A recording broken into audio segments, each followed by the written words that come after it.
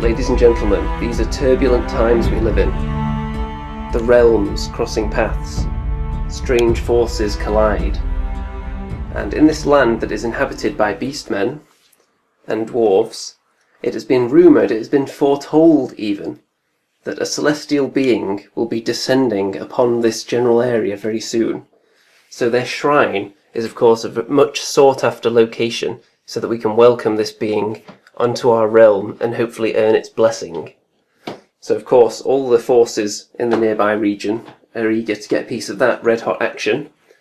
So anyone who controls this shrine at the end of the game will win. To control it you must have a unit within it, and we're going to use rules for fighting in buildings similar to 8th edition, but to actually enter that building you must control the sacred gatehouse, which is all the way over here on the other side of the battlefield, so you can't just concentrate all your forces down there.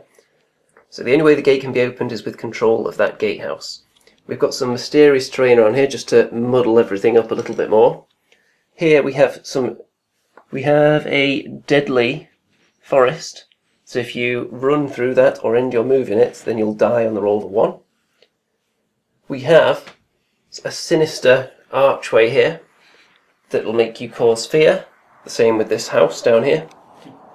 Over there we have another deadly wood, and that set of trees over there is inspiring, so +1 bravery.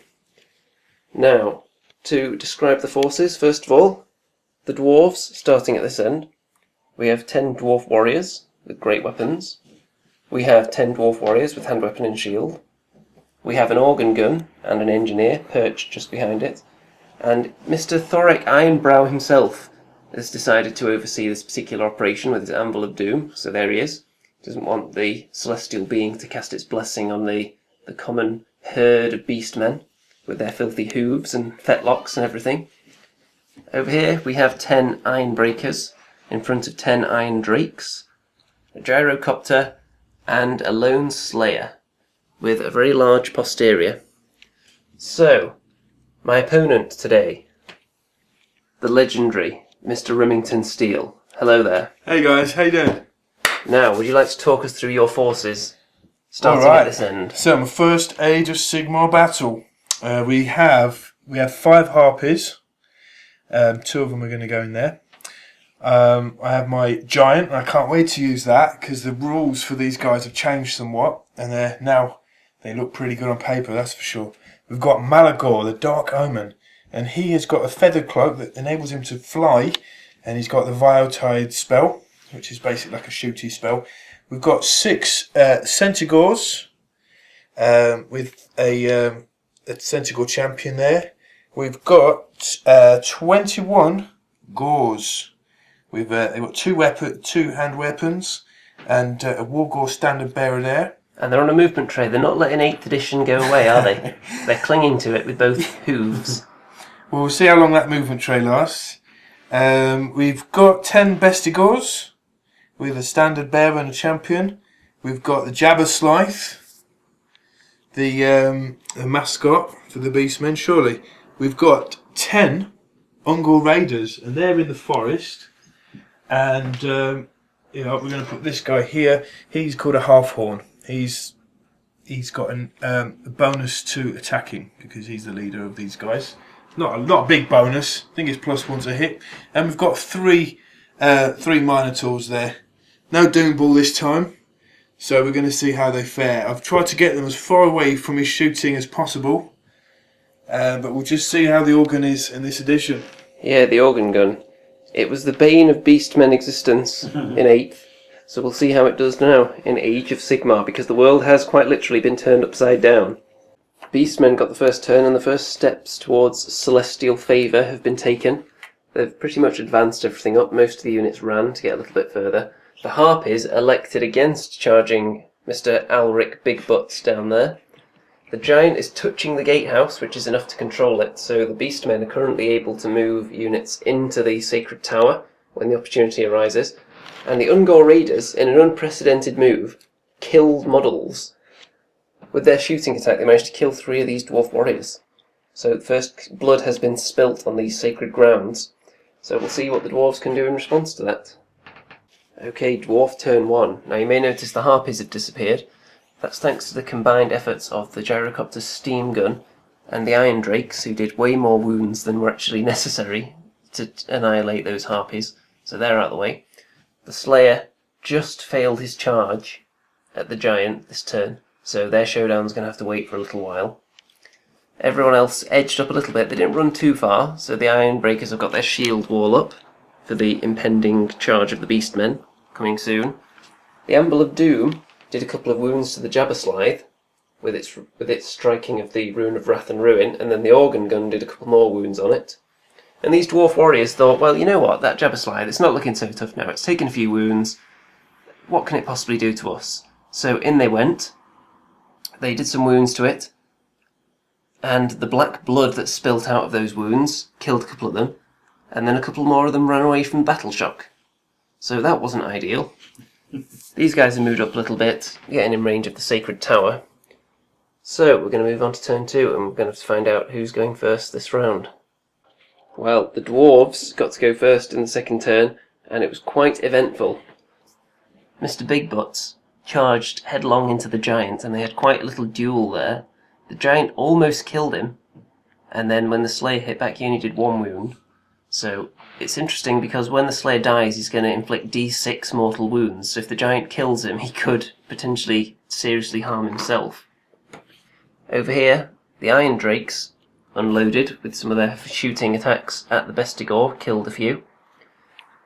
The Organ Gun fired at the...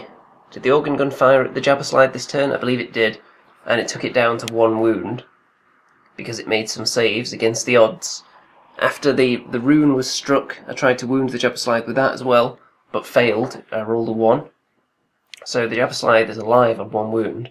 Because then in the combat, I decided to go activate this combat first to try and finish it off, assuming it would probably kill me, and then move on to the juicier stuff in its next turn, but I completely failed all those rolls. So the Jabberslithe is still alive, but then it failed to kill any of my models back as well. So a bit of a stalemate going on there. Also, the Gyrocopter's steam gun killed about 6 gore, which was really, really nasty. And then a few more of them decided they were so terrified of steam that they would run away. They've never seen steam before.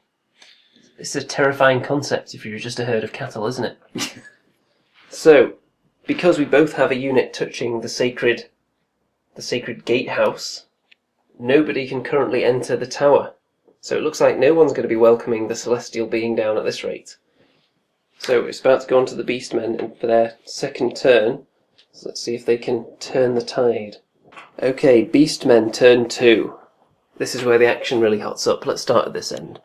The Giant managed to slay the Slayer by electing to go first in the combat phase. He thought, I better get that out of the way before that Slayer does any damage. But the Slayer with his death blows, he did do 5 mortal wounds to the Giant as well, so it wasn't without its punishment, that attack.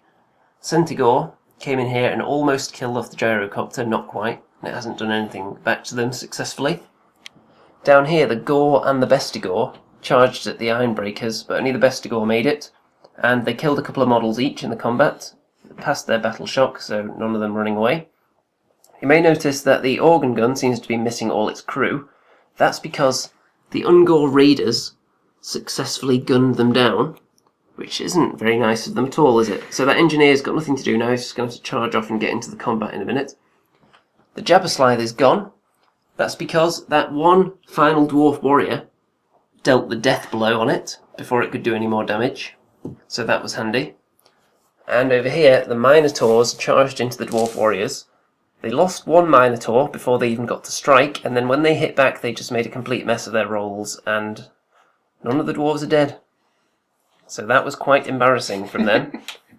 Nobody's in the tower yet, but the Beastmen are currently controlling it with that Giant, so they could potentially throw someone in there next turn, if they go first. So that's going to be quite pivotal. So, we'll find out what happens in turn 3. Okay, Dwarves got turn 3 first, and starting at this end, the Centaur managed to finish off the Gyrocopter, unfortunately. But a few Bestigor got killed, and we haven't actually done their bravery, their battle shock test. So that's 3 plus 3 is 6, so that means one of them is going to be toddling off into the hills. So a bit of live action there for you. Down here, the Iron Breakers and the Iron Drakes managed to finish off the last of the Bestigor with relative ease. The Anvil, he smacked himself on the thumb yet again and failed to cast it, so nothing to be said about him. That dwarf champion under there who killed the Jabberslide single-handedly has now gone after his general, and they had a bit of a stalemate in their combat. The engineer, enraged that his organ gun was took out, he's gone sprinting across the battlefield towards the Ungors that actually killed it. So maybe he'll get there, maybe he'll get gunned down in a minute. And over here, this has been a bit of a bloodbath, because these great weapon dwarves almost killed this Minotaur. He's on his last wound, but then they swung back with their huge great axes and cut 6 of these dwarves in half. So they all run away. So Battleshock claims a victim there. And it's looking very, very tense at the moment, heading into the Beastmen turn 3. Okay, Beastmen turn 3. The Centaur were attempting to charge down here, but they failed. The Gore did successfully charge into the Ironbreakers, but as you can see, it's not gone very well. They didn't inflict any wounds, and the combined might of the Iron Drakes and the Ironbreakers killed enough of them, so that the rest just overshot their Battleshock test by quite a wide margin, and there's only one of them left standing. So that is quite a painful experience for the Gore, and a lesson learned: don't charge into a wall of dwarves. Over here, Malagor, who for some reason seems to be standing up there now, killed the final dwarf warrior down there. The Minotaurs were coming after the engineer, but they failed their charge, they couldn't quite get there. And quite a pivotal moment in the game here, because the Ungor piled into this tower, so they are now awaiting the celestial beings. So on the roll of a 4+ now, because it's the end of turn 3, on the roll of a 4+, all the celestial beings are going to descend down here and they're going to be greeted by the Beastmen.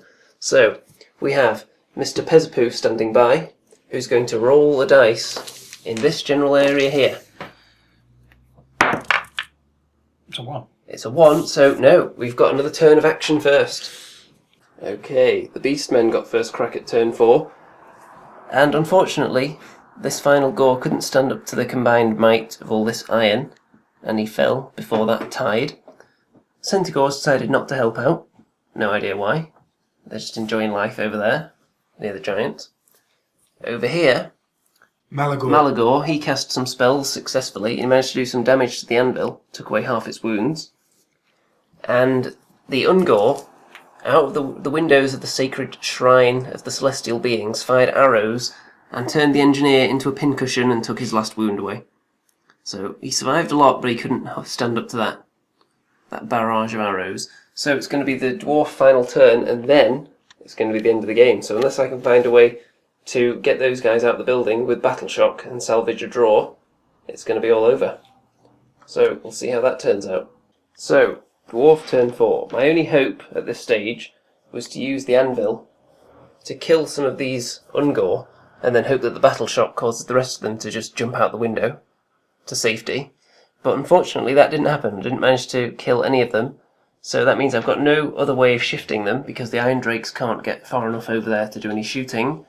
So that means that the Beastmen have won the scenario, and they have been able to welcome in the celestial beings and gain their blessing. However, all is not right in the world at the moment. The clouds seem to be parting, the heavens have opened up, and something rather sinister seems to be swarming down onto the battlefield. I think you're going to have to head on over to Mr. Remington's channel to find out exactly what happens next, because this battle is far from over. As we welcome the celestial beings to this plane, will they administer their blessing,